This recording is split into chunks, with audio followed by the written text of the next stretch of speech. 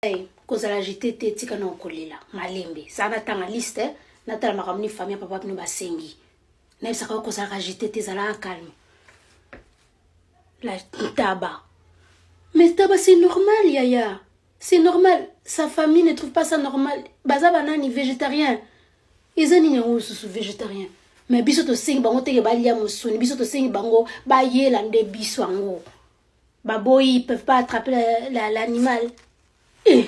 Mais Merwan est allé bango, hein. Ah, chez nous, c'est comme ça. Tabawana, comment il fait, ya? Ozole la nini, ils veulent pas. Mais bango, baza végétarien, biso to senga kantaba. Maman, mais oh, ils ont problème, hein.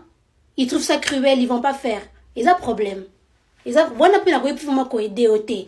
Yenem d'akot na culture, na biso, faye, ba. Allez, ba, combien, ah, Jean-Claude, na famille, na Jean-Claude. Billet d'avion plus démarche plus visa. Ah, Jean-Claude, pour nini Sonia Boye. Jean-Claude, pourquoi c'est ti mundele nde suka ya ko sala démarche pour na suki tata mo stabino ya Congo depuis quand passé un billet d'avion taille moko. Mais mindele pe baboye là-bas, on ba visa Jean-Claude. Ya bi démarche makamba visa. Pourquoi c'est ka poso pe mena yum te pe se visa pour ya te. Boni ko loka mwana boye. Bokomi billet d'avion pour merveille tika olela plasma tala famille no bangi basi se banyongo na bango na libala mwana ngato nini Jean-Claude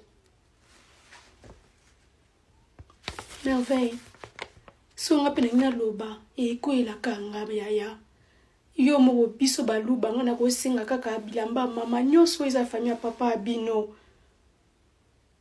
nzambe na ngai